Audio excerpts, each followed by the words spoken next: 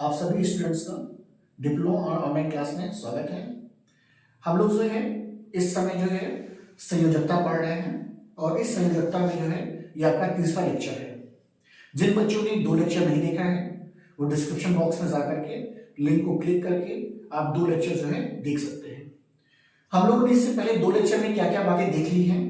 हम लोगों ने देखा हुआ है कि आयनिक बंध किसे कहते हैं और साथ ही साथ देख लिए हैं सहसंयोजक बंध किसे कहते हैं। जो नेक्स्ट टॉपिक हम देखने वाले हैं आज के लेक्चर में वो देखने वाले हैं कि सहसंयोजक यौगिक के कौन कौन से मुख्य लक्षण होंगे। तो मुख्य लक्षण किस पे डिपेंड करता है? ये डिपेंड करता है कि सपोज करिए एक आपका X और एक Y एटम है। इन एटम्स के बीच में बॉन्डिंग का प्रकार कैसा है, इनके बीच अट्रैक्शन कैसा है। अगर इनके बीच का अट्रैक्शन ज्यादा है तो इससे बनने वाला आपको जो मॉलिक्यूल होगा वो कैसा दिखाई देगा? वो दिखाई देगा ठोस या सॉलिड।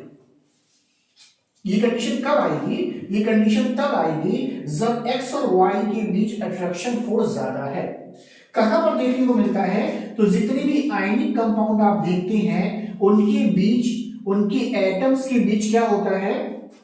अट्रैक्शन फोर्स ज्यादा होता है, जिस कारण वो सारे के सारे कैसे दिखाई देते हैं? सॉलिड दिखाई देते हैं। यानी जितने भी आयनिक यौगिक हैं वो साधारण ताप और दाब पर कैसे दिखाई देते हैं? सॉलिड दिखाई देते हैं।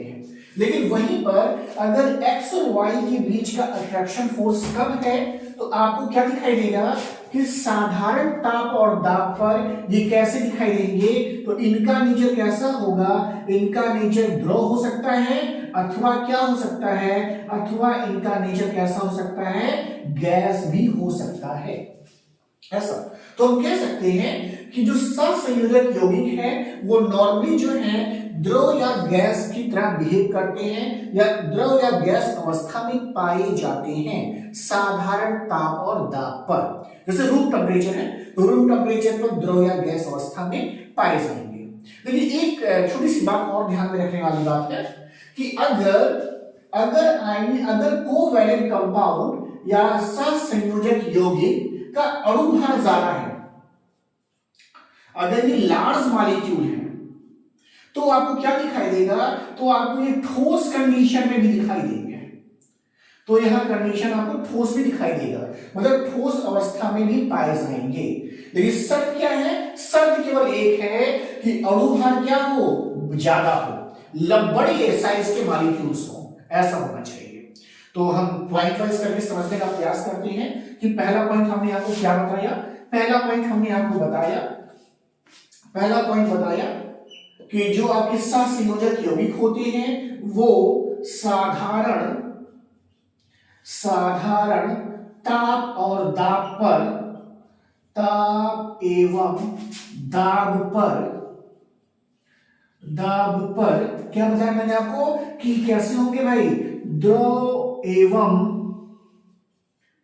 नहीं करते, द्रव अथवा कर देने से द्रव अथवा गैस अवस्था में पाए जाते हैं। गैस अवस्था में पाए जाते हैं, ये पहली कंडीशन है, ये पहला स्तर है। दूसरा देखिए क्या होना चाहिए? दूसरा ये होना चाहिए कि एटम के बीच या परमाणु के बीच क्या चीज? आकर्षण बल कम है। ये आकर्षण बल कम है किसकी अपेक्षा? आयनिक यौगिक की अपेक्षा। इसके नाते क्या होगा कि जब कभी भी एटम को अलग करना होगा तो आपको कम ऊर्जा देनी पड़ेगी, जिसके नाते आपको क्या देखने को मिलेगा? जिसके नाते इनके गलनांक और जो क्वथनांक है, यानी इनके गलनांक एवं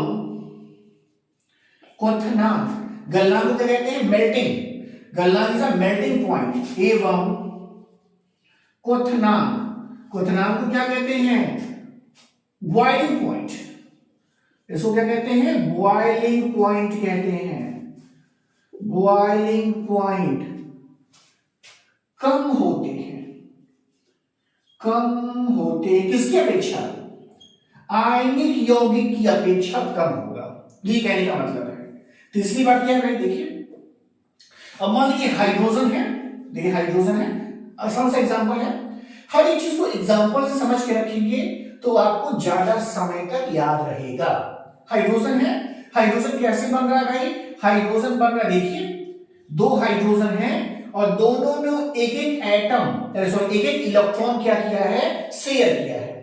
अब जब कभी भी आप इसको तोड़ेंगे तो फिर क्या होगा, एक हाइड्रोजन अपना इलेक्ट्रॉन लेके चला जाएगा और एक हाइड्रोजन अपना इलेक्ट्रॉन लेके अलग हो जाएगा। तो क्या यहां पर कोई चार्ज आया, क्या चार्ज नहीं आएगा, क्योंकि भाई जितना शेयरिंग था, जितना इलेक्ट्रॉन शेयर किया गया है, अपने अपने इलेक्ट्रॉन लेके अलग हो गए। यानी कहने का मतलब क्या है कि जब कभी भी ये घुलनशील अवस्था में है या किसी चीज में घोले जाते हैं तो ये विद्युत के सुचालक नहीं है, ये गलित, एक और लिख दे वर्ड यहां पे कि गलित अवस्था में, गलित अवस्था में, गलित अवस्था में विद्युत के कुचालक होते हैं। क्यों भाई, अरे भाई आयन ही नहीं है, कुचालक होते हैं। ये अगला पॉइंट होना चाहिए। अगला पॉइंट फिर देखते हैं, ये बात समझ में आ गई है। अब देखिए क्या हो रहा है, अभी मैंने एग्जांपल बताया आपको कि भाई हाइड्रोजन था, एक हाइड्रोजन दूसरे हाइड्रोजन के साथ बॉन्ड बनाया और ये साहब अलग हो गए हाइड्रोजन और ये हाइड्रोजन अलग हो गए, ऐसा। तो ये दोनों अपना अपना इलेक्ट्रॉन लेकर के अलग हो गए हैं। तो अब देखिए, अब मान लीजिए वाटर है, देखिए वाटर है ऐसा, और वाटर कैसे लिखते हैं, तो वाटर देखिए हम कैसे लिखते हैं भाई, देखिए ऐसे लिखते हैं ऐसे। यहां पर क्या होता है, आंशिक ऋणावेश होता है, आंशिक पॉजिटिव चार्ज होता है, आंशिक पॉजिटिव चार्ज होता है ऐसा। अब देखिए यहां पर कोई चार्ज नहीं है, अगर हाइड्रोजन का आपका एक मॉलिक्यूल या अणु है तो इसके ऊपर किसी भी तरीके का चार्ज नहीं है। तो जब आप इसको घोलेंगे वाटर में तो घुलनशील नहीं होगा।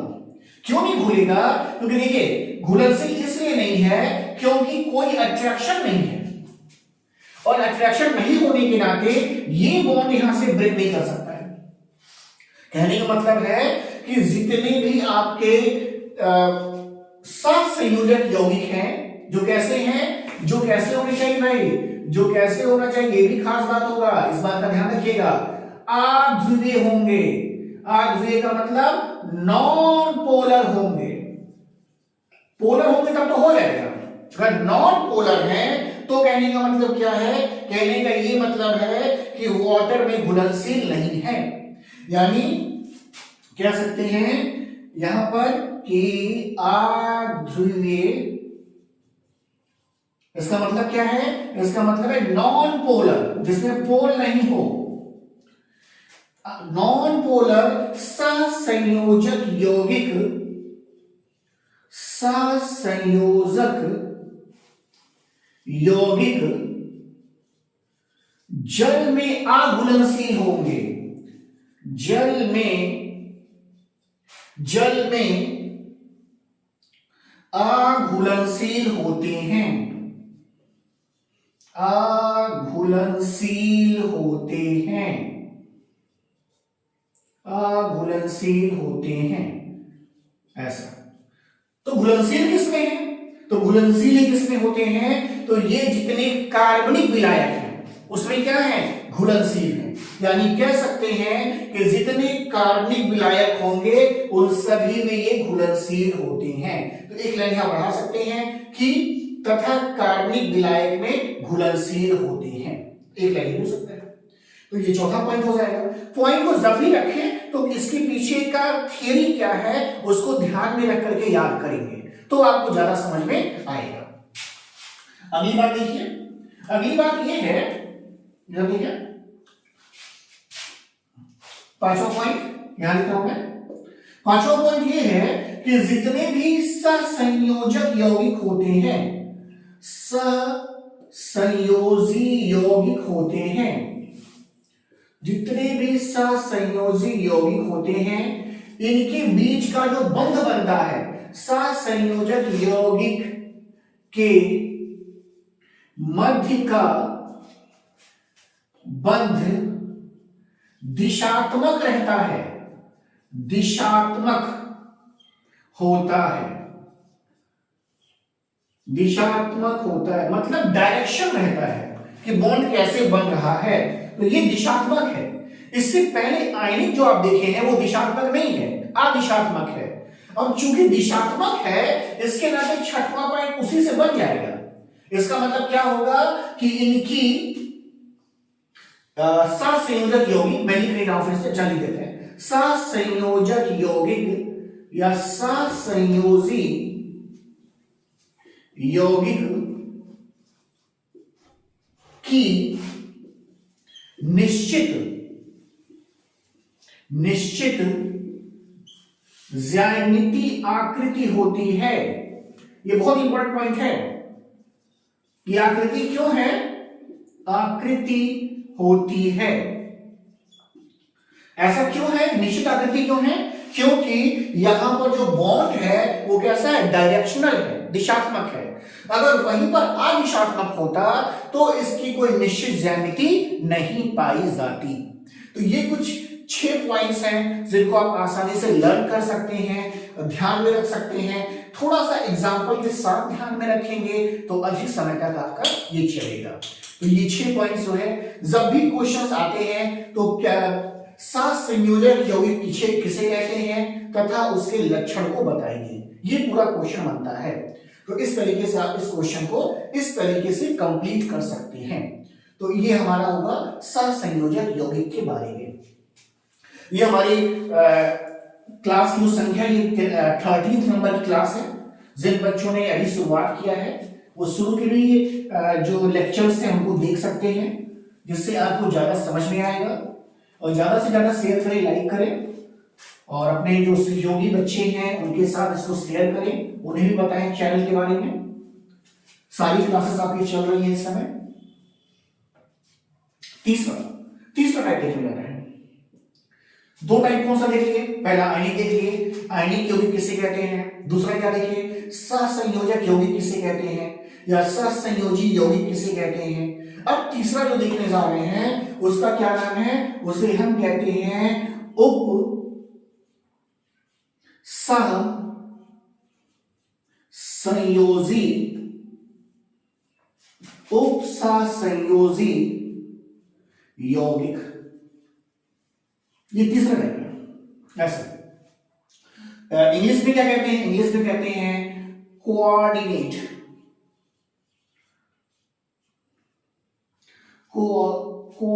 Coordinate compounds.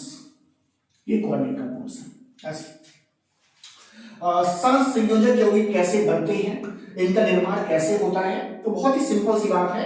देखिए होगा क्या, इसमें क्या होगा, जब एक तत्व या एक परमाणु क्या करेगा, दूसरे परमाणु को इलेक्ट्रॉन देगा।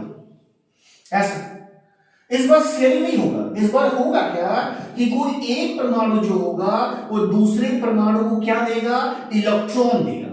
और नॉर्मली जो इलेक्ट्रॉन दिया जाता है वो कैसे दिया जाता है, वो दिया जाता है जोड़े में। जोड़े मतलब पेयर में।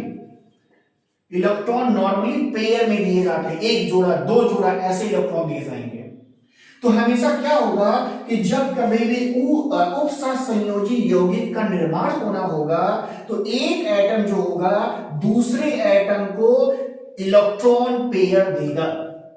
ये इलेक्ट्रॉन पेयर जो होगा इसका खास नाम है, इसको हम कहते हैं लोन पेयर। क्या कहते हैं इसको? Lone pair. एकाकी इलेक्ट्रॉन कहेंगे, यानी इसे कहेंगे एकाकी। लोन का मतलब एकाकी और पेयर का मतलब जोड़ा। तो ये एकाकी जोड़े होते हैं, मतलब ये किसी चीज में पार्टिसिपेट नहीं कर रहे हैं, ये फ्री है, जिसको आप आसानी से क्या कर सकते हैं, दे सकते हैं। तो ऐसे इलेक्ट्रॉन को हम कहते हैं लोन पेयर। तो देगा कौन? देगा वही जिसमें 8 इलेक्ट्रॉन पूरा हो गया है, या तो इसमें इसके आउटर मोस्ट ऑर्बिटल में यानी वाह्य कक्षक में, इसके वाह्य कक्षक में 8 इलेक्ट्रॉन क्या हो गए, पूरे हो जाएंगे। वो इलेक्ट्रॉन दे सकता है। ऐसा नहीं होगा कि उसने इलेक्ट्रॉन एक्सेप्ट किया है और इलेक्ट्रॉन दे देगा, ऐसा बिल्कुल नहीं होगा। वही एटम इलेक्ट्रॉन देगा जिसके आउटर ऑर्बिटल में बाह्य कोश में 8 इलेक्ट्रॉन पूरे होंगे। इसमें हो क्या रहा है, इसमें एक एटम दूसरे एटम को इलेक्ट्रॉन देता है। तो यहां पर जो एटम इलेक्ट्रॉन दे रहा है उसे हम कहते हैं दाता परमाणु, डोनर, देने वाला। तो इसे इंग्लिश में कहते हैं डोनर एटम। ये डोनर एटम है। किस हिसाब से डोनर है, इलेक्ट्रॉन देने के कारण।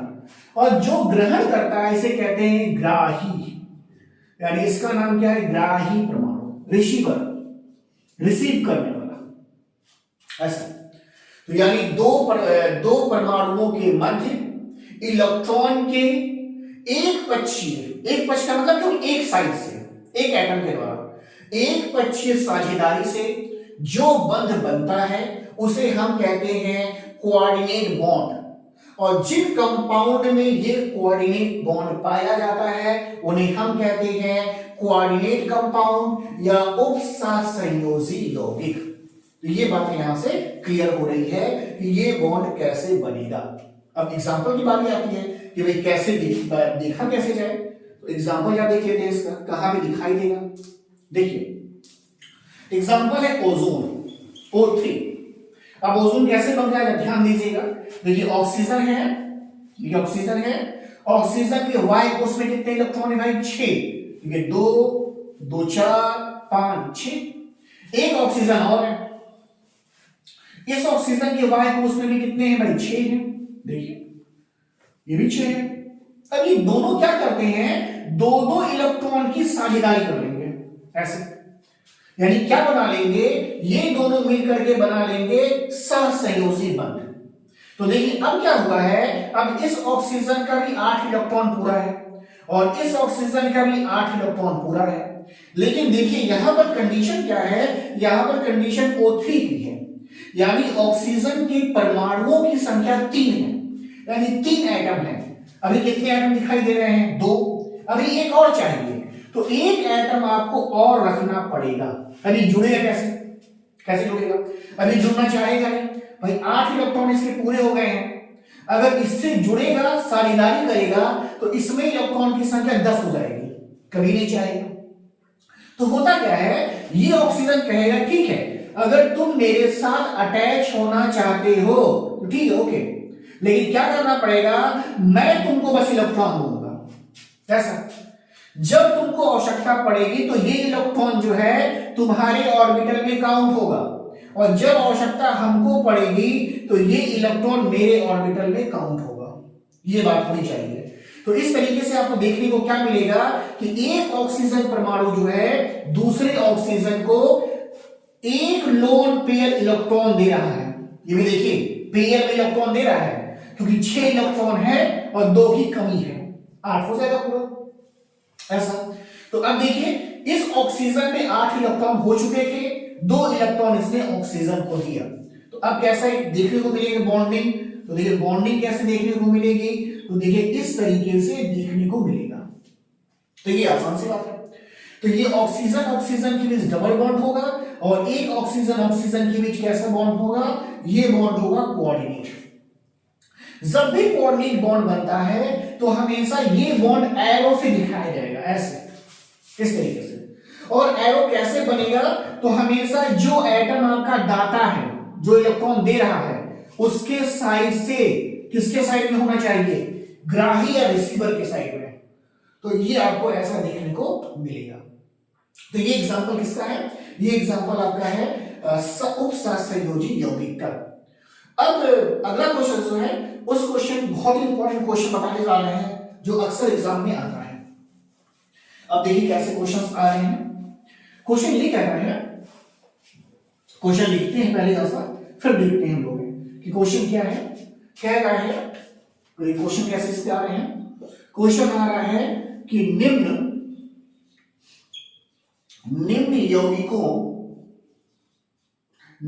यौगिकों का Lewis dot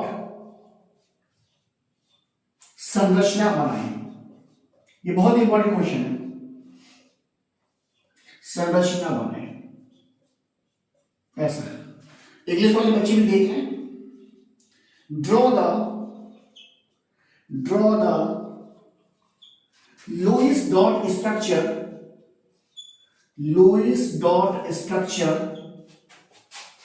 of the following compounds. इस तरह के क्वेश्चन कई बार पूछे जाते हैं एग्जाम में, तो बहुत इंपॉर्टेंट है। मैं यहां कुछ लिखने वाला हूं कंपाउंड के नाम, और हम लोग प्रयास करेंगे कि किस तरीके से हम इसका लुईस डॉट स्ट्रक्चर जो है बना सकते हैं। तो पहला कंपाउंड हमारा है HNO3, दूसरा हमारा है H2SO4। ऐसा धीरे धीरे करके देखते हैं, पहले इन दोनों को समझने का प्रयास करते हैं, फिर इसके बाद नेक्स्ट देखेंगे अपने दो, ऐसे दो के पेयर में देखेंगे तो हम आसानी से देख सकते हैं। देखिए सबसे पहला एग्जांपल हमारे पास है HNO3, ये एग्जांपल है। अब इस एग्जांपल में देखिए हमको ये चूज करना पड़ता है कि मध्य में कौन रहेगा, सेंटर एटम कौन सा है, ये देखना पड़ेगा। तो देखिए ध्यान देने वाली बात क्या है, ध्यान देने वाली बात ये है कि देखिए हाइड्रोजन के पास एक इलेक्ट्रॉन है और ये केवल एक ही बॉन्ड बना सकता है, केवल एक बॉन्ड बना सकता है। तो कभी भी ये एटम जो है सेंटर में नहीं पाया जाएगा। क्यों नहीं पाया जाएगा भाई? अब मान लीजिए मैं घर का मुखिया हूं और मुझको पूरे परिवार को एक साथ रखना है, लेकिन मैं क्या कर सकता हूं, केवल एक आदमी को होल्ड कर सकता हूं, बाकी 5 फैमिली मेंबर अगर हैं तो उनको मैं होल्ड नहीं कर पाऊंगा। तो क्या मुझे बीच में रखा जाएगा? नहीं रखा जाएगा। तो ऐसा अगर हाइड्रोजन आ रहा है तो ये हाइड्रोजन कभी भी सेंटर में नहीं होगा। क्यों नहीं होगा? क्योंकि हमेशा ये एक ही बॉन्ड बनाता है। तो हमेशा हाइड्रोजन की जो पोजीशन होती है वो कहां होती है? हमेशा इसकी पोजीशन होती है टर्मिनल। टर्मिनल का मतलब अंतिम छोर, अंतिम छोर होगा इसका, लास्ट किनारा, वहां पर हाइड्रोजन पाया जाता है ऐसा। अच्छा अब देखिए दूसरा आइटम क्या, देखिए ऑक्सीजन की बात करिए। ऑक्सीजन में खास बात देखिए 6 इलेक्ट्रॉन का सिस्टम है और ये 2 इलेक्ट्रॉन चाहता है, तो ये हमेशा ब्रिजिंग का काम करता है। ब्रिजिंग का मतलब है कि किनारे अगर कोई एटम है x मान लीजिए और इधर सेंटर एटम अगर मान लीजिए y है, तो इसके बीच ये क्या करता है भाई? सेतु की तरह काम करता है, ब्रिज की तरह काम करता है। सेतु का मतलब ब्रिज, राम सेतु नहीं सुने क्या? वही है, तो वही ब्रिज है। तो बिल्कुल उस सेतु की तरह काम करेगा, यानी 2 एटम को जोड़ने का काम ऑक्सीजन करेगा। अब अगला देखिए कौन एटम है, अगला नाइट्रोजन है। देखिए नाइट्रोजन क्या है, इसमें 5 की संख्या है आउटर मोस्ट ऑर्बिटल में इलेक्ट्रॉन, और ये 3 बॉन्ड बना सकता है। तो बॉन्ड बनाने की क्षमता सबसे अधिक किसमें है? देखिए नाइट्रोजन में है, 3 बॉन्ड बना सकता है। तो जिसमें बॉन्ड बनाने या बंध बनाने की क्षमता ज्यादा रहती है वो रहता है सेंटर में। तो ये बात क्लियर हो गई है कि जब भी हम इसका स्ट्रक्चर बनाएंगे तो नाइट्रोजन कहां पर होना चाहिए? सेंटर में होना चाहिए। तो बना कर देखते हैं इन सब बातों को ध्यान में रखते हुए। अब देखिए बनाने का तरीका स्टेप बाय स्टेप समझिएगा। हम लोग सबसे पहले क्या करते हैं, जितने भी एटम्स हैं उन सभी का इलेक्ट्रॉनिक कॉन्फ़िगरेशन लिखते हैं ऐसे। देखिए हाइड्रोजन है तो 1s1, अगला नाइट्रोजन है, इलेक्ट्रॉन की संख्या है 7, 1s2, 2s2 एंड 2p3, ये 2 इलेक्ट्रॉन, और ये कितने हैं? 5 ऐसा। अगला ऑक्सीजन है, 8 इलेक्ट्रॉन का सिस्टम है, 1s2, 2s2 एंड 2p4, और एक ऑर्बिटल, पहला ऑर्बिटल में 2 इलेक्ट्रॉन है और दूसरे में 6। इससे आपको एक आइडिया लग जाता है कि किस एटम को सेंटर में रखना है। तो सबसे पहले हम लोग ऐसे बनाते हैं। अब इसके बाद इसके स्ट्रक्चर को देखते हैं कि भाई इसका स्ट्रक्चर हम लोग कैसे बना सकते हैं। तो इसका स्ट्रक्चर देखिए कैसे बना सकते हैं इसके स्ट्रक्चर को। याद रखें, अगर हमें स्ट्रक्चर बनाना है HNO3 का तो किस तरीके से हम इसको ड्रॉ कर सकते हैं। तो देखिए सबसे सेंटर में रखें नाइट्रोजन। देखिए नाइट्रोजन हो गया, और नाइट्रोजन के वाई कोश में इलेक्ट्रॉन की संख्या कितनी है? इसके वाई कोश में इलेक्ट्रॉन की संख्या है 5। तो क्या करिएगा, 5 इलेक्ट्रॉन को आपको दिखाना पड़ेगा। तो 5 इलेक्ट्रॉन को आप कैसे दिखा सकते हैं? तो 5 इलेक्ट्रॉन को दिखाइए, देखिए 1 2, इसके बाद हम दिखा देते हैं 3 और दिखा देते हैं 4 एंड 5। ये 5 इलेक्ट्रॉन को दिखा दिया। अब सबसे पहले नाइट्रोजन क्या करेगा? नाइट्रोजन सबसे पहले अपने 8 इलेक्ट्रॉन पूरा करेगा। और ये 8 इलेक्ट्रॉन कैसे पूरा करेगा? तो 8 इलेक्ट्रॉन को पूरा करने के लिए ये क्या करेगा? तो सबसे पहले देखिए, एक ऑक्सीजन के साथ, ये ऑक्सीजन है, इस ऑक्सीजन के साथ ये क्या करेगा? इस ऑक्सीजन के साथ ये बनाएगा सहसंयोजी बंध। क्या फायदा है? नाइट्रोजन के पास 2 इलेक्ट्रॉन बढ़ जाएंगे और इस ऑक्सीजन के पास 8 इलेक्ट्रॉन हो जाएंगे। तो ये देखिए क्या करेगा, ये 2 इलेक्ट्रॉन के साथ बनाएगा सहसंयोजी बंध। अब इलेक्ट्रॉन की संख्या होगी 7, अब एक चाहिए। तो अगला ये जो बॉन्ड बनाएगा किसके साथ? ऑक्सीजन के साथ। अब जो अगला बॉन्ड बनाएगा वो केवल एक इलेक्ट्रॉन की साझेदारी से बनाएगा। एक इलेक्ट्रॉन की साझेदारी से इसलिए बना रहा है क्योंकि इसको 8 ही इलेक्ट्रॉन चाहिए। तो 8 पूरा हो गया, 5 इसके पास पहले से था और साथ ही साथ 6 7 और 8। लेकिन इस ऑक्सीजन को देखिए, इस ऑक्सीजन में अगर आप देखिए ध्यान से तो इसमें इलेक्ट्रॉन की संख्या 6 हुई है। 6 पहले से थी, एक और 7 हुई है, अभी एक कम है। और ऑक्सीजन के 3 एटम है, तो 1 2 हो गया है, तीसरा भी जुड़ना चाहता है, ये भी जुड़ना चाहता है। देखिए ये भी जुड़ना चाहता है, लेकिन नाइट्रोजन कह रहा है भाई अब हम साझेदारी नहीं करेंगे। क्यों नहीं करेंगे? क्योंकि इसमें 8 इलेक्ट्रॉन पूरे हो गए हैं। तो कहेगा देखो भाई हमसे जुड़ना है, तो कौन सा बंध बनाओ मेरे साथ? उपसहसंयोजी बंध बनाइए। तो नाइट्रोजन और ऑक्सीजन के बीच पाया जाएगा उपसहसंयोजी, मतलब 2 इलेक्ट्रॉन जो खाली है, जो कहीं पर बॉन्ड नहीं बना रहा है, उसी को लोन पेयर कहते हैं, वो इलेक्ट्रॉन ऑक्सीजन को दे दिया जाएगा। अब देखिए जरा इस ऑक्सीजन को देखिए, अभी भी एक हाइड्रोजन नहीं है, उस हाइड्रोजन को ले आइए। देखिए इस ऑक्सीजन के वाई कोश में 1 इलेक्ट्रॉन है, 1 इलेक्ट्रॉन बनाइए और इसके साथ साझेदारी कर दीजिए, ऐसे हो गया। तो अब आप क्या देखेंगे, सब में 8 इलेक्ट्रॉन का सिस्टम पूरा है, हाइड्रोजन में 2 होगा, तो सब में अक्रिय गैस का जो संरचना है वो हो गया है। अब इसको बॉन्ड के फॉर्म में दिखाते हैं। तो पहला स्टेप देखिए, स्टेप नंबर 1 है, ये स्टेप 1 है, ये लिखना होगा। ये स्टेप 2 है इसका, ये स्टेप 2 है। और जो तीसरा स्टेप होगा, आपको बॉन्ड जो है यहां पे दिखाने होते हैं। कैसे दिखाने होंगे? तो देखिए हाइड्रोजन के साथ ऑक्सीजन, ऑक्सीजन के साथ 1 बॉन्ड नाइट्रोजन, 2 बॉन्ड ऑक्सीजन और 1 बॉन्ड क्या है भाई? ऑक्सीजन।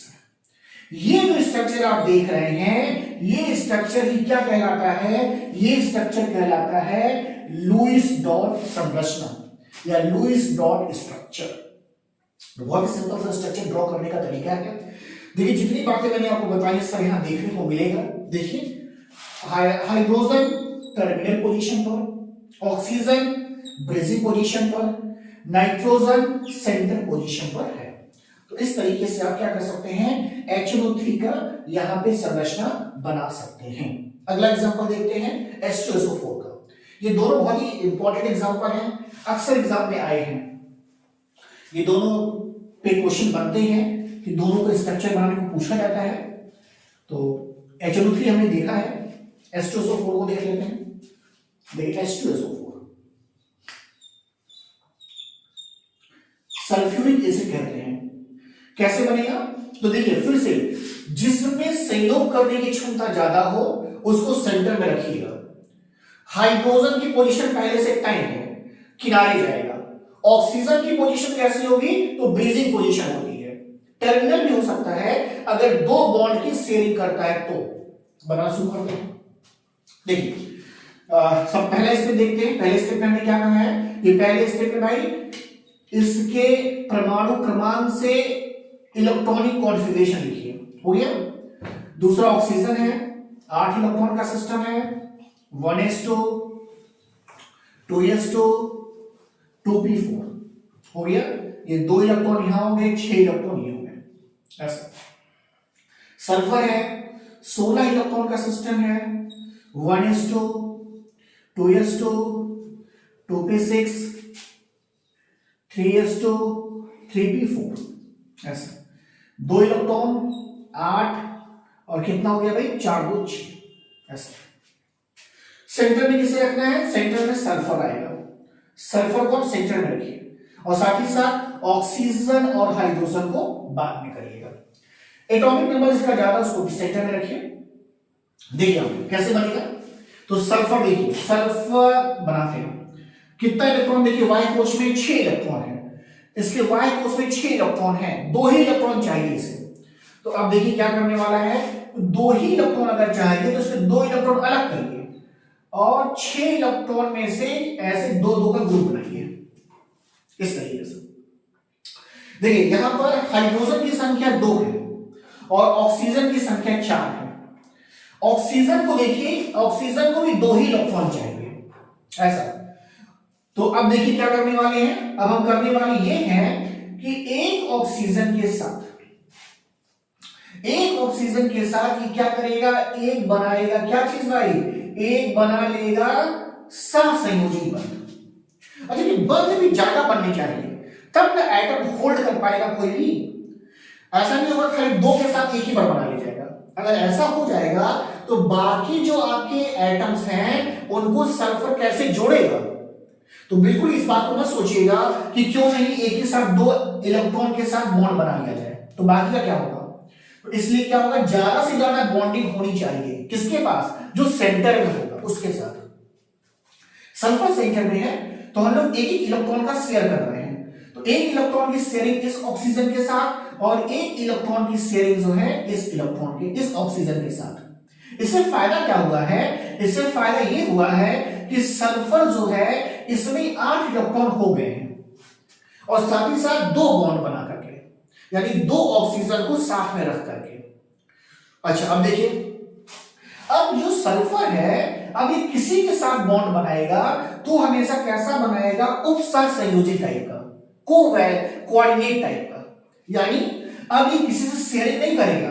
अब कहेगा कि भाई अगर हमसे जुड़ना है, जैसे मान लो ऑक्सीजन है, ये है 4 एटम है इसके ना, देखो यहां पे 4 एटम है, तो सल्फर कहेगा अगर हमसे जुड़ना है तो शेयरिंग नहीं करना है, क्या करना है भाई, वही पुराना तरीका कि देखो ऐसा है जब काम पड़ेगा तो इलेक्ट्रॉन ले लो, लेकिन जब हमको काम पड़ेगा तो इलेक्ट्रॉन दे देना ऐसा। तो ये इलेक्ट्रॉन देखो फ्री है, कहीं बॉन्ड नहीं बना रहा है, इसीलिए हम कहते हैं कि अगर इलेक्ट्रॉन फ्री है इसका नाम क्या है, लोन पेयर। तो ये लोन पेयर इलेक्ट्रॉन को क्या करेगा, ऑक्सीजन को देगा। अब इससे फायदा क्या हुआ है, ये ऑक्सीजन देखिए कंप्लीट है, ये ऑक्सीजन कंप्लीट है, कंप्लीट करने का मतलब 8 इलेक्ट्रॉन हो गए हैं, ये सल्फर में 8 इलेक्ट्रॉन हो गया है, लेकिन ये 2 ऑक्सीजन के पास अभी भी एक इलेक्ट्रॉन कम है। कैसे कम है भाई, 6 इलेक्ट्रॉन था, 1 इलेक्ट्रॉन सल्फर से मिला है, 6 इलेक्ट्रॉन था, 1 इलेक्ट्रॉन सल्फर से मिला है, तो यानी अभी भी यहां पर एक इलेक्ट्रॉन कम है। तो अब देखिए क्या होने जा रहा है, अब हमारे पास अगर आप देखेंगे तो देखिए अभी 2 हाइड्रोजन बाकी है ना, तो इस 2 हाइड्रोजन का इस्तेमाल करेंगे। अब इस 2 हाइड्रोजन का इस्तेमाल जब आप करेंगे, हमने डॉट से दिखाया है तो डॉट से दिखाइए, जिससे आप दिखा रहे सिंबल, अगर आपने डॉट से दिखाया तो डॉट दिखाएंगे, क्रॉस दिखाया तो क्रॉस दिखाइए, क्योंकि सभी ऑक्सीजन एक जैसे हैं। तो सभी ऑक्सीजन अगर एक जैसे हैं तो आप जो सिंबल इस्तेमाल कर रहे हैं उसी सिंबल का इस्तेमाल करिए, सभी एक जैसे आइटम्स हैं ऐसा। अब देखिए अब क्या है, अब इस ऑक्सीजन के पास भी 1 इलेक्ट्रॉन कम है, इसके पास भी 1 इलेक्ट्रॉन कम है, और यहां पर अभी देखिए 2 हाइड्रोजन बाकी है। समझ में आ रहा है क्या करना है ना, हाइड्रोजन टर्मिनल पोजीशन पर, यानी हाइड्रोजन गया टर्मिनल पोजीशन पर 1 इलेक्ट्रॉन की शेयरिंग के साथ, ये हाइड्रोजन गया टर्मिनल पोजीशन पर 1 इलेक्ट्रॉन की शेयरिंग के साथ। ये सब पूरे हो गए। ये सल्फर में 8 हुए थे, ऑक्सीजन में भी 8 हो गए, 6 था, 7 और 8, और हाइड्रोजन में 2 इलेक्ट्रॉन हो गए। अब ये स्टेप सेकंड है इसका, ये स्टेप सेकंड बना लिया। तो स्टेप फर्स्ट ये हो गया, ये स्टेप फर्स्ट कहलाता है। लिखना नहीं स्टेप, ध्यान रखना है, इसके बाद ये बनेगा। और लास्ट स्टेप क्या है, स्टेप थर्ड। स्टेप वाइज इसलिए बता रहे हैं कि आपको याद रहे। अब जिस जिस तरीके का बॉन्ड बना है उसको दिखाना है। कैसे दिखाना है, तो देखिए शुरू करिए किनारे से, यहां से आपस में एक इलेक्ट्रॉन की साझेदारी हुई है, ऐसे सल्फर के साथ एक इलेक्ट्रॉन की साझेदारी हुई है, ऐसे इस ऑक्सीजन के साथ बना है कोऑर्डिनेट, इस ऑक्सीजन के साथ बना है कोऑर्डिनेट, इस ऑक्सीजन के साथ बना है कोवैलेंट और इसके साथ बना है कोवैलेंट। तो इस तरीके का जो आप संरचना दिखाएंगे, ये स्ट्रक्चर किसका होगा, H2SO4 का ये स्ट्रक्चर होगा। तो इस तरीके से हम लोगों ने HNO3 और H2SO4 को देखा। तो 3 एग्जांपल हमने आपको बताया, ओजोन का बताया, HNO3 का बताया और H2SO4 का बताया। अगली क्लास में जब हम देखेंगे तो इसके और भी ढेर सारे एग्जांपल्स को करेंगे और उस टॉपिक को कंटिन्यू करेंगे। तो आप लोग डिप्लोमा ऑनलाइन क्लास में जुड़ने के लिए धन्यवाद और आगे की वीडियोस में इसके आगे का देखेंगे। Thank you.